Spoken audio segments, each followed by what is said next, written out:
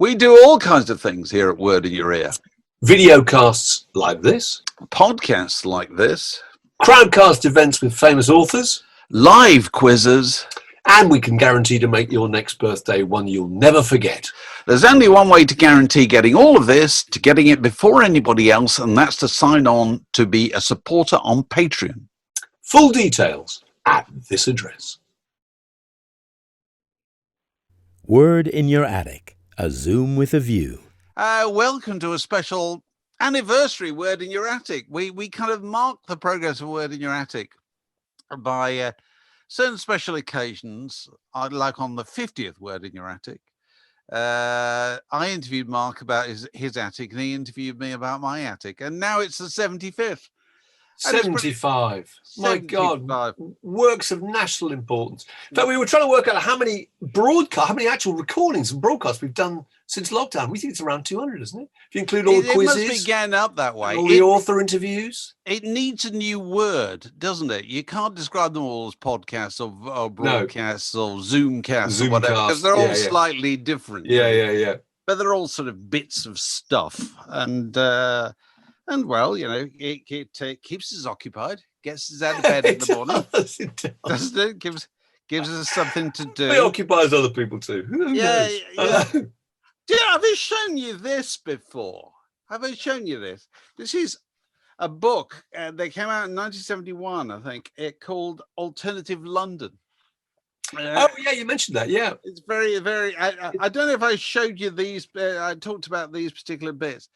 They gave hints about how to get around London. Obviously, you know, it's kind of cheap living. It's kind of like Rough Guides before Rough Guides, isn't it? Long before Rough Guides. It's how to live on the cheap and hip stuff, isn't it? It's obviously got a section about hitching, but it's also got a section about news distributors. I don't know if this rings any bell to you. You probably weren't living in London in 1971, were you? I wasn't. No. I was. And between midnight and 4 a.m., you can get lifts in newspaper delivery vans to suburban areas. Go round to the back loading bays of any national newspaper, such as the Daily Mirror, New Fetter Lane, or W.H. Smith, Portugal Street. On Saturday night, News of the World vans leave for Whitefriars Street or Bouverie Street. Ask the van drivers if there's a van going in your direction. My God. It might help to say you work in the composing room or the process. You could get a free lift with tomorrow's paper thrown in. That's fantastic. Isn't that brilliant? I mean, I do remember. It's like getting the milk truck home, isn't it?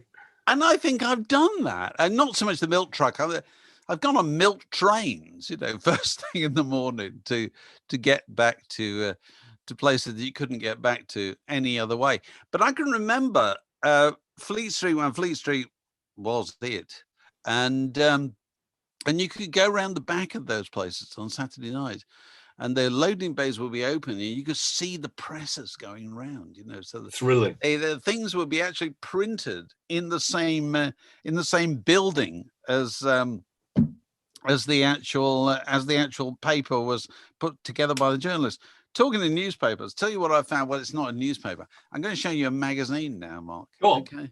This is a magazine. Will I remember it? Yeah, I don't know. You might. This is a magazine called Fast Company. Oh, I do. Yeah. Well, that's quite recent, isn't it? Yeah. Well, it's 20 years old. Yeah. Well, I thought we were still in the. Word in Your Attic. It tends to be in the distant past. So 20 years ago. It's a long time. Yeah. Okay. Well, this may as well be in the distant past, because the reason that I kept this is it's got 420 pages. That was the absolute height of the dot-com boom, you know, in the middle of 2000.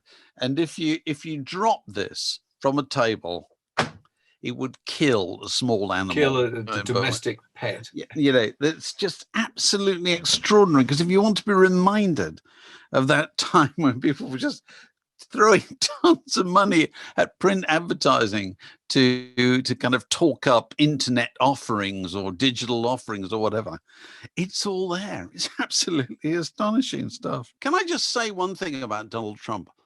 I'd like to think it was for the last time, but clearly it's not going to be the last time. We're speaking, I think, a week before the American election. And he's been out there doing more rallies, hasn't he? He did 3 yesterday or something like that. Some sort of insane. Three in one day. It's an addiction. And that's my point.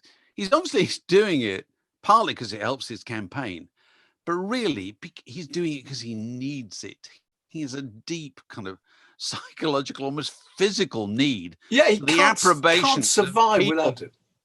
He's just got to have people in front of him clapping and applauding and yelling, you know, and the which would feel very similar if you're in the entertainment business. If you're particularly comedians, I think, but musicians too. But comedians, it's a one person often relating to several thousand on stage, and you must just need that interchange and that kind of charge that you get from it. Can you imagine how hard that would be to be without it? To live without it, if you've been used to it, must be terribly hard. And obviously, the more you read about the way comedians work up acts, the more you realize that Donald Trump does absolutely the same thing, which is he goes out there with a few riffs and he works on whichever ones appear to be going down best. And if something gets a massive round of applause, he then repeats it and then incorporates it into the next thing. It becomes part of the strategy, doesn't it? Because he's test marketed it and it works. Because I was reading something the other day, I can't remember where apparently Lock Her Up, which was the kind of the favorite of the previous election, was just something he said one night as a That's joke. Right. Yeah, it wasn't written by anybody. No, it wasn't part of the campaign. It was just taken up by the crowd. Great. And then that became something that he kind of had to do. And so he, you know, what you're seeing at the moment is an entertainer just desperately wanted to meet his audience. That's what he wanted to do. And there must be loads of rock stars and musicians who are feeling very much the same thing at the moment. There were Radio 1 DJs, I can remember, when I was working at Radio 1 around the time you were, that used to walk into rooms. These are people with huge daytime shows. Walk into rooms and just very quickly glance around to see whether or not there were enough people in the room for it to be worth saying whatever it is they wanted to say. Do you know what I mean? It sounds a bit unkind, but I think they were just used to broadcasting all the time. Well, they needed an audience. They weren't very good at a one-to-one conversation. No, there's no conversation. Everything's a performance, isn't it? Absolutely. Completely. I want to say something. This is an opportunity in these wedding attics where we're not joined by anybody to say something. You remember we were talking to Justin Quirk about his book Nothing But a Good Time. The glam rock book, glam metal. And he was terrific, Justin. I mean, all our guests have been terrific, but Justin was really exceptional. And somebody said to me afterwards, said, "You could tell you and Mark didn't like that music." And it's like people say this to me all the time. Now, I know it's not your kind of thing, you know, and I just want to say, I don't know if you feel the same thing, Mark, but I do. I don't care whether it's my kind of thing at all. It absolutely doesn't enter my calculations for a second. Not remotely. All we're interested in doing is it a good story? Is it a story? But that's a journalistic thing, isn't it? I suppose it is. The only times I felt slightly self-conscious about that would be introducing things on radio or TV that I really, really didn't like and having to be really enthusiastic about it. But I mean, otherwise, it's just, is it a story? You know, I love the idea of glam metal. I'm not going to go and put on a glam metal record. I love the whole idea of it. I love the kind of buffoonery, the ludicrous nature of it. It's heat-seeking. It's fun-loving, isn't it? It's brilliant. Yeah, and if you've got a person like Justin who can really talk about it, if you get a good talker and talk about anything, any kind of music is equally interesting, you know, because my personal feelings about it are neither here nor there. I've had a bit of an epiphany recently, Mark, which I feel I ought to share with you. Go on. I'm no longer interested in reviewing records ever. I don't want to do it. And I reviewed some recently, actually. It's hard work, isn't it? Yeah, it's hard work. What have you done? Go on. I did. I reviewed some for the Oldie magazine. Oh, right. Okay. Yeah, what did you review? I reviewed some albums of the last year. Oh, right. That was quite interesting. Oh, so it's hard work, isn't it? It's hard work. And also, what I remember most was that is that it takes away the joy of simply sitting there and listening to it. Which I remember as a restaurant critic. You know, the brief period I was a restaurant critic at Time Out, you go out and have a meal. And you're spending the whole time worrying about what adjective you're going to, bring into play to describe the vegetables. Whereas you could be just sitting there having a glass of wine and enjoying yourself. You see, I think there's something additional with records that struck me recently, that when I used to review records back in the day, you were reviewing them for the benefit of people who were considering possibly buying them. Yeah. And therefore, your main priority was, to save people money if this thing is not worth them spending money on, Yeah. And so that's where the heavily negative review comes from, isn't it? You know what I mean? That I'm performing a public service to keep people away from something. Stop you wasting your money. Don't come crying to me. £12 or whatever. Yeah. Whereas nowadays, where everything is, it's streamed everywhere. If you want to go and listen to the new so-and-so record, you go and listen to it. And if you don't like it, well, listen to it again. And if you do like it, you listen to it a load of times. And you can form your own, perfectly capable of forming your own opinion. And I've realized that only recently that what's the point of telling people a negative opinion about something? Because all you're going to do is spoil their fun. Whereas somehow in the past, true, somebody who likes that kind of thing deserves to go out and discover it. Yeah, and I can understand.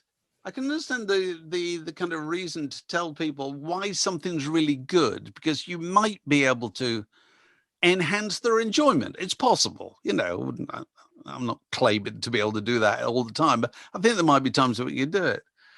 But if you're going to point out some weakness in it that's then going to lower their enjoyment of it, what good's that? Absolutely. The whole purpose of it's gone, isn't it? It's completely changed. I think it has. Totally. I think it has. And it always seems to me that whenever I blunder into kind of reviews of new albums in the papers or on the internet or whatever, that they're all kind of gushingly positive, it seems to me nowadays. I don't know.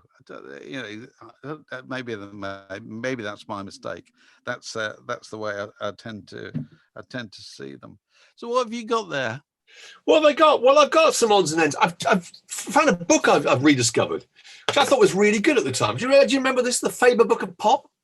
Do you remember this came out in 1995? No, I don't know. Edited by Hanif Kureishi and John Savage. Really good. It tells the story of pop music via a series of essays and chunks of music journalism, starting in the 1940s, with the big bands. You get the 50s with Chuck Berry, and then you get the 60s with George Melly at the Ad Lib Club. And it goes through the 80s, and you got Neil Tennant talking about Marilyn, and ends for Canstock, Aiken and Waterford. And I think it's a really interesting way of getting a feeling of the development of pop music. I'm going to read you a couple of little paragraphs. Is that all right? Yeah. This is Maureen Cleave. I just opened this at random. Maureen Cleave in 1966, who, Beatles bigger than Jesus. 1966, and her piece is called "How Does a Beatle Live?" She says, the Weybridge community consists of 3 married Beatles. They live there among the wooded hills and stockbrokers. They haven't worked since Christmas, and their existence is secluded and curiously timeless. What day is it? John Lennon asked with interest when you give him the news from outside. The fans are still at the gates, but the Beatles see only each other. They are better friends than ever before. Ringo and his wife Maureen may drop in on John and Sin. John may drop in on Ringo, George and Patty may drop in on John and Sin, and they all go round to Ringo's. They watch films, they play rowdy games of Buccaneer, they watch television till it goes off, often playing records at the same time. They while away the small hours of the morning, making mad tapes. Bedtimes and mealtimes have no meanings as such. We've never had time before to do anything apart from just be the Beatles, said John. Do you think that's interesting? Isn't that an amazing snapshot of their life? Because that must have been the period in early '66 when they just were having a brief hiatus, weren't they? I suppose. And they were about to go back and record again. Would have been making, Revolver, I suppose. Isn't that interesting that there they are, thrown together as becoming even tighter friends? Actually, they went back on tour later that year, didn't they? And that was the last. They did. That's the last tour. That's the last tour. Summer tour. I know. I found a book which I was only talking about the other day on some Word in Your Attic or whatever. You seen that? Tony Tyler. I hate rock and roll. Uncle Tony from the NME. Tony Tyler, with genuinely the worst cover in the history of publishing. I don't think there's any doubt about that. That's rotten, isn't it? And It's I mentioned this before when he was talking about it's basically a book triggered by his sudden realization after a number of years working on The Enemy that he was doing the most ludicrous job in the world, when he was looking at a picture of Dave Hill out of Slade with a view to it being on the cover, and suddenly found himself just breaking down in hysterical fits of laughter. What a ludicrous way to make a living it was. And he managed to get a whole book out of it. And got a whole book out of it. I've never read that. So the whole idea is he's just going through, taking the piss out of absolutely everything. Yeah, and I don't know if you'd agree with this. He talks about interviews. In the pop paper format, an interview means the interrogation by a staff writer of a pratt of renown on the subjects of his music, his likes and dislikes, his political views, his lyrics, blah blah blah. And then he says they are hell. I want to know if you agree with this. Interviewing is a chore of the first magnitude, almost always uncomfortable, embarrassing, tedious, and time-consuming, and very few writers derive any pleasure or benefit from it. Very few of them are any good at it, since successful interviewing requires the ability to shut up from time to time. So stuff like that. But that is. I like the idea. I think that's a bit harsh. It's a chore of the first magnitude. It's quite It is. That's a little harsh, though, isn't it? I mean, it was difficult. The difficult ones were where you were sent out to talk to somebody who didn't want to talk to The Enemy, because I was at The Enemy with him. I mean, in a later period. Yeah. And they didn't want to talk to The Enemy because The Enemy had a terrible reputation for stitching people up. So that was agony. Trying to kind of get any information out of them was absolutely ghastly. But as you say, the trick is to sit there and say nothing, just to drop in a little question and not interrupt. Yeah. And just and allow silence to embarrass them into some sort of revelation. But the chore point is I think a good one. Is that that when you're asked to interview somebody, there's part of you is quite interested, and the other part of you is thinking, "Oh God." Part of you's thinking, "I've got to transcribe this." Absolutely. Oh, stop talking, please. Shut up. Oh God, I've got to listen to this back, and I've also got to hear my own voice. Yes. With that awful kind of slightly fake kind of jollity of laughing hysterically at things that aren't that hilarious. Yeah. So there's Tony I love Tyler's. Tony Tyler. He was great. I hate rock and roll. No doubt, a bit of a rarity now on the shelves. You know, we were talking the other day about records that amazingly came out 40 years ago, round about now. October, November. Yeah, we talk about U2's. And I just it's always worth revisiting these things, because I can't stop thinking about this. There you go. U2's Boy came out 40 years ago. So is that their first album? It is, isn't it? Yeah, it is. 40 years. I know. And then I saw them at exactly that time at Bracknell Sports Centre. Half filled. It was only half filled, and they were fantastic. Actually, I remember being backstage and watching Bono warming up and doing scales.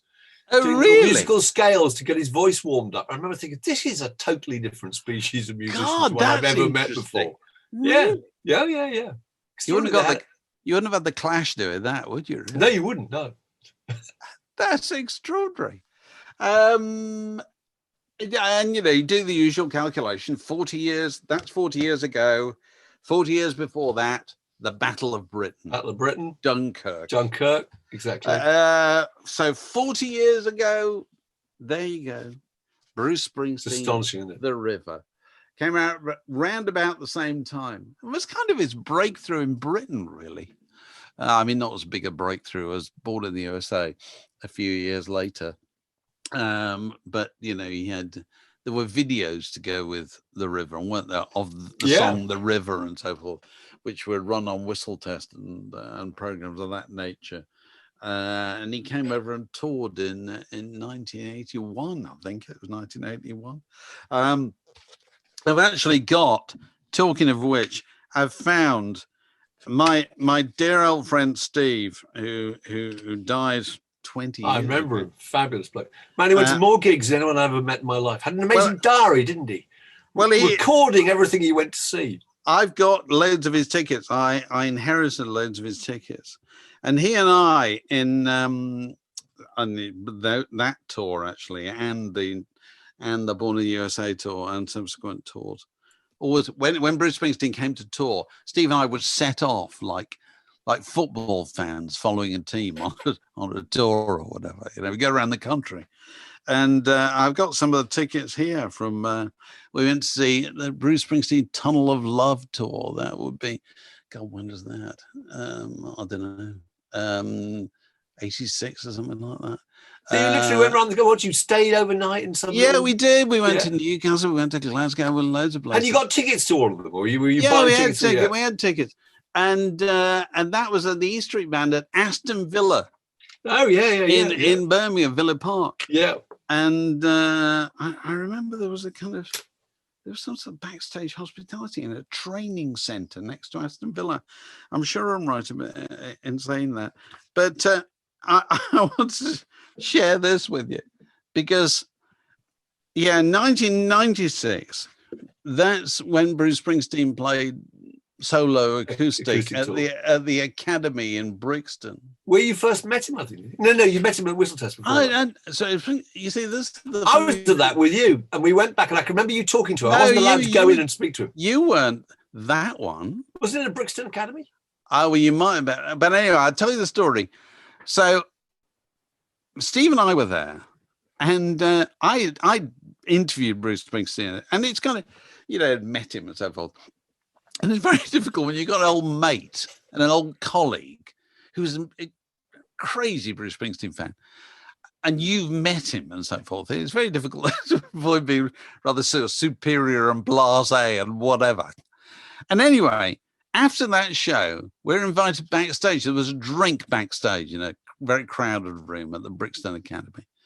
And Barbara Carr, one of Bruce Springsteen's managers, said to me, I was just talking to her. And I said to Steve, well, we better go now. We've been there about an hour or something. And backstage drinks are always awkward and, there's nothing to say and so forth. And we wanted to get on the tube. And I said to Barbara, well, we're going now. And Barbara said, just come and say hello. Oh, that's great. And so I stood there. I didn't dare look at Steve. And we just stood there drinking beers. And after a while, she came back and said, I said, all right, fine. My friend comes on. Again, not looking at Steve. I was aware of just this buzzing presence on my left. It was just about to static electricity with excitement. God, yes. And so we went down and we go into the dressing room, and there's Bruce Springsteen and Patty, and there's like, I don't know, 10 minutes of small talk, the smallest of small talk about what you're doing in town with the kids, taking them to the National History Museum, all this sort of stuff, and Steve making small talk as well. And then we say our goodbyes, we go off, we go down into the tube, and it's not until we get onto the tube on the Victoria line, heading back to North London, Steve just goes, I can't believe How long had he bottled that up? Oh, just all through that time. And so, I think of that every time I go through his old tickets. See, now, if that happened now, your only obsession would be about getting a photograph. It's all about a picture. Otherwise, people don't believe you. That's true. See, then he would have been fine about it. He could just tell people he met Bruce Springsteen and say, fine. But unless you've actually got a photograph of you with Bruce Springsteen, it just doesn't appear to be real. Yeah. It didn't happen. Yeah. That's fantastic. I've also got a ticket there for the FA Cup final in 1988. That Steve got. We went to that was Liverpool v Wimbledon. We had no allegiance to either Liverpool or Wimbledon because we love the idea of an upset, as any neutral fan does.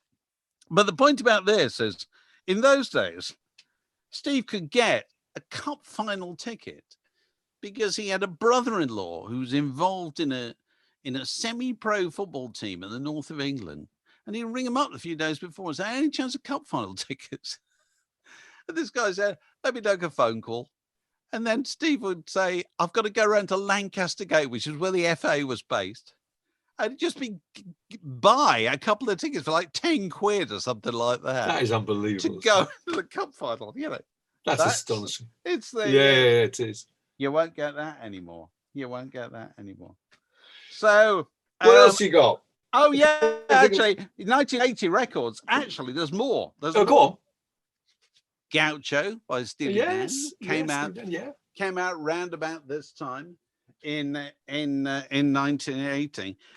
Talking Heads, Remain in Light came out round about this time in 1980, 40 years ago, and a record that probably had quite a dramatic impact, which is Blondie's Auto-American, which is, it's got Rapture on it, hasn't it? So this is the first kind of a rap on a that's right, mainstream pop record, isn't it? Yeah, major breakthrough. It's a major breakthrough. And so actually, I'm going to go off on a tangent very quickly. Go on a second. No, good. Tangents. We like tangents. All right. I've never showed you this before. Come on, if I have. Yeah. I just happen to have The Wind in the Willows. This is the group that Debbie Harry, there she is, before she dyed her hair blonde, that she was in 1975. And she's on the back. She's credited as Deborah Harry, vocals, tambora, tambourine, and finger cymbals. Some idea. But isn't that amazing? What a kind of journey that was from there to there. 1975 there. Tambora and finger cymbals. Isn't it extraordinary? 1980, I know. rapping, on top of a skyscraper. Astonishing. These are the journeys that pop stars undertake. Yeah. Very fast and rather undignified. So those are my 1980 records, which I thought, it's just interesting when you look at the record, you think, my God, it's a historical artifact now. It's 40 years ago. I know. Still feels like last week to me, in lots of ways. I found another interesting example of lavish, rather over lavish packaging. Oh, go on. Which was, apart from this, obviously. I'm sure you got a copy of this. No, fantastic. I haven't actually. Oh my Lord! Isn't it amazing? Lost mine years ago. You could kind of make up, different covers, couldn't you, by just sort of undoing it? And I actually don't want to do it without ripping it. Just reassemble it. This is a fantastic Ogden's Nut Gone Flake with the small faces. No, the one I found was this, which is, I guess, a prototype for Led Zeppelin 3. Right. Soft Machine's first album with a little disc that you turn it's a to the wheel, front. yes. Yeah, a little wheel. And if you move it around, you get to see Robert Wyatt, without a shirt on, with bizarrely a kind of with a jacket and tie and handkerchief and buttons painted onto his naked flesh. Isn't that amazing? How elaborate things were, and how much that must have cost? Incredible. Well, I've got this. Go on. What you got? This is probably the most lavish thing I've got, which is Santana's 3-record set. From the mid-70s, I suppose. Yeah. Lotus, recorded live in Japan. And it kind of, I can't begin to tell you how many different ways it comes, apart there. And, look at that, amazing. And there. And then it has inner sleeves and loads of kind of detachable sort of art prints, and it's like a good grief. I don't want to tear anything. Good God, that's amazing, isn't it? Yeah. And was it ruinously expensive at the time? Oh, madly expensive. Must have been madly expensive. They subsequently put it out in the UK, I think, or the imported copies. But the thing about it is that it always reminds me when I look at it that really lavish packaging is quite exciting at first and then a pain in the arse. And then really boring. Really boring because it's all going to fall apart and you don't get it out. You're better off with just a simple, robust, standard package. If you want some elaborate packaging, this is something else I found. Oh my God! Isn't that amazing to think that in the early 1970s, every rain-lashed, miserable festival is now thought of as being an historic event. So and the sell line on this says it's a box set, the box set of the Bickershaw Festival. near Wigan in 1972, which was the Is that the Grateful one Dead that and the Kinks and the Flaming Groovies and all that lot, you know. and it pissed Pacific down? Gas and electric. It pissed down from start to finish. The sell line, the marketing line is open the box, listen to the music, smell the mud and rain from 1972. Isn't that absolutely amazing? And he opened it. I've forgotten I've got this. You know, if you open it up, it's got 3 CDs and 3 DVDs actually. Oh, I've dropped them. Giant posters, books, cards.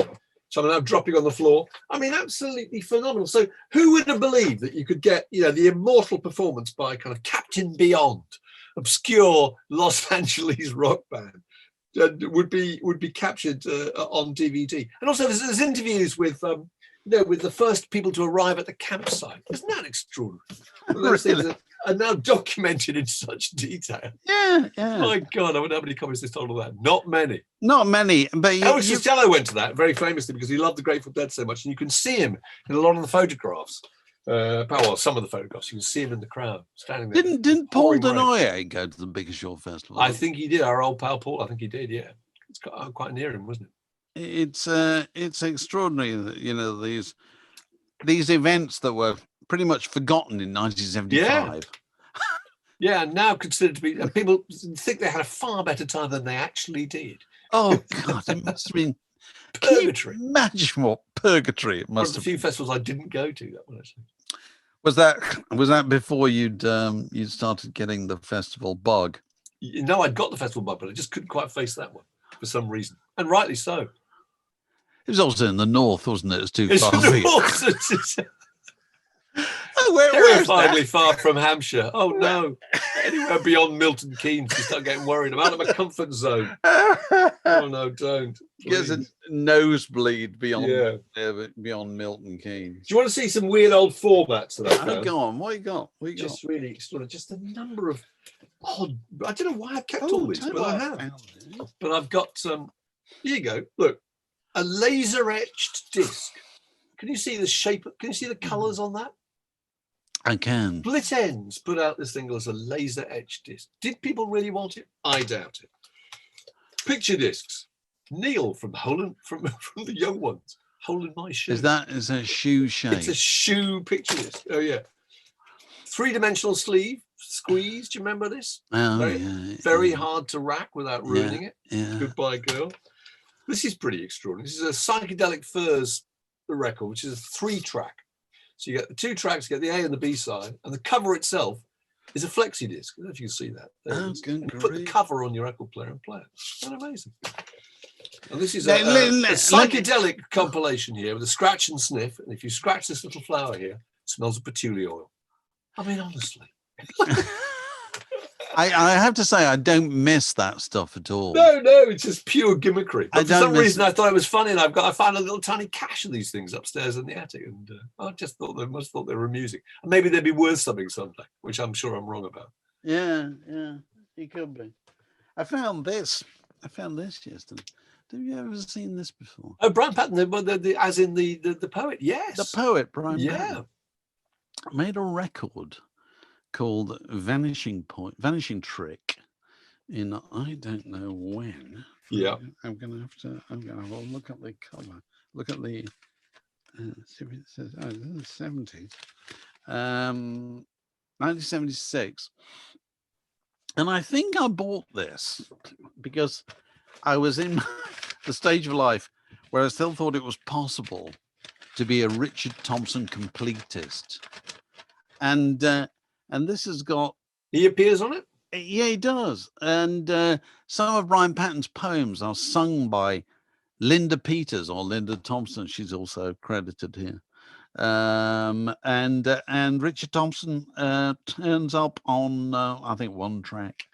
And that's probably quite a rare record. I would have thought that was. That's really worth having. Far more worth having than a picture disc of Hole in My Shoe by Neil from the Young Ones. Well, the picture I was going to say about Hole in My Shoe, at least that was a hit. Whereas most of the other special editions were probably not hits at all. No, they're all just done, supplied to chart return shops in a desperate attempt to get a single, into the charts at number 43 and somehow get it played on Radio 1. whatever. So I don't miss that stuff. Do you want to see a few nice old sleeves? Oh, go on. What you got? I've just got a few odds and ends here. This is what have we got? This is Cupid's Inspiration. Oh my goodness! Have you ever heard of them? 1968, British group. I have. Now there they are, clearly freezing to death on some sunless beach somewhere. I know a story about Cupid's Inspiration. Oh, go on. Bloody hell! But you're going to have to remind me. Who's in the group? Yesterday Is Gone was their hit. Was it Tim Rice Milton? Let's have a look. God. There is. What have we got? Yesterday Is Gone. You're absolutely right. Yeah, Franklin Boyd. Yeah, Brown Eyed Woman. Give a Little Love. Blue Zero. Never Trust in Tomorrow. Fantastic. Oh, I think what I found out was that they brilliant. You could remember one of the songs. Well, I think they were still playing. They were playing again a couple of years ago, and there was some story about them having fallen out, or there were two versions of Cupid's Inspiration or something.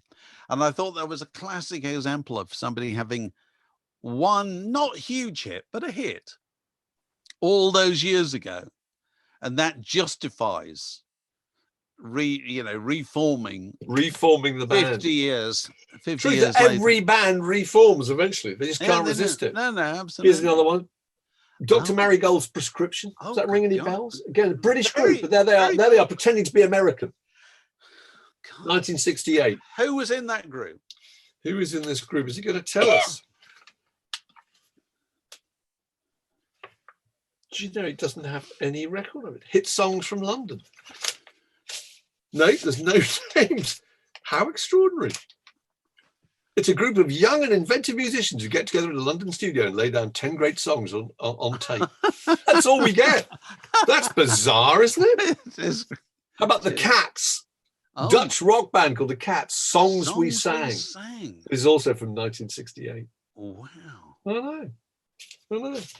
Here's a great sleeve. I've got to show you this. This is a 1958 jazz album. Isn't that fantastic? Oh, Joe Bushkin. Isn't that lovely, isn't it? It's so beautifully done. And there's two Vogues in one. Skiing and Twisting. Great sleeve. This is a French album. Track one is Spunky Onions. I know. It's good, isn't it? Dwayne Eddy. Look at that. That's gorgeous. That's a gorgeous sleeve. Thing. Just absolutely fantastic. Twisting and twanging. Twisting and twanging with Dwayne Eddy. Because when the twist happened, Benches, yeah. Oh, everybody had to go back and think of a twist. They had to have a twist song, didn't they? They just did that. They didn't invent one. Yeah, absolutely. I think even Bo Diddley had a twisting album, didn't he? I think R&B stars Chuck Berry had a twisting album, I think. That's fantastic. I know, lovely. Twisting and twanging. What was that one after that that you showed me very quickly? Oh, the last one I think it was the Ventures. Hang on a moment. There's a great Shirley Bassey too. Oh God. There's the Ventures. That's a great Walk Down Run Volume 2. Volume 2. His record's called Volume 2. Volume 2. That's a bad idea. I've got a Beach Boys record, Shut Down Volume 2. It's like, what? It's a stupid idea. I know. That was the golden rule in magazines, is never say part 2 of so-and-so on the cover, because you've missed part 1. So what's the point? But that's a great sleeve. It's Shirley Bassey. Isn't that fantastic? Is she lying uncomfortably on a piano? Yeah, is she on a piano? Let's see. No, she's on a carpet, I think. I love the thing you tweeted yesterday about wanting a coffee table book about starlets manhandling and mangling records. Mistreating records. Vinyl. I know. It's a serious thing, this, because I'm sure we've discussed this before, but there were in the 50s and the 60s, it was regarded as a photographic cliche almost, that if you got a glamorous woman, a singer or a starlet or whatever model, the one of the places you could pose her was very often lying on a bearskin rug, surrounded by LP records, which were, to prove that they were LP records, they were all out of their covers and they were right across the rug, and she'd very often be lying back looking at the sleeve of one while clearly listening, spilling cigarette ash all over it and whatever, Tipping a And martini. it just looks so fantastically awkward. And there are hundreds of these pictures. If you go and look on agency websites, absolutely hundreds of these pictures.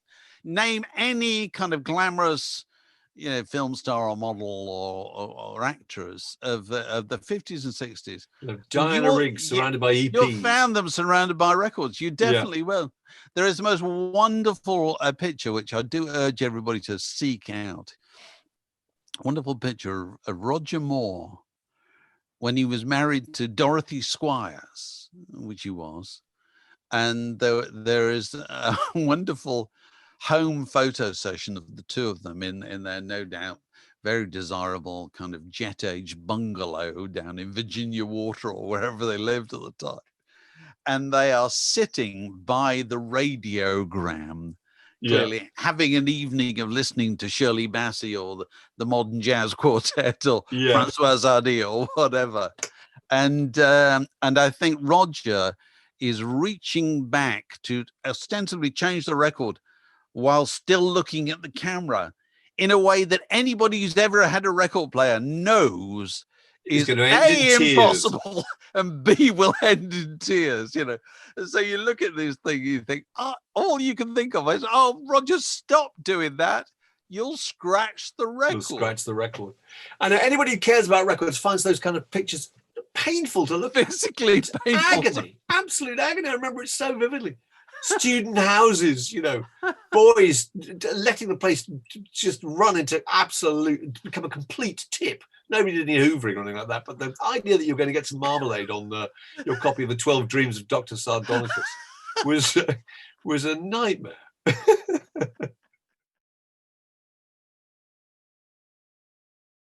Word in Your Attic, a Zoom with a View.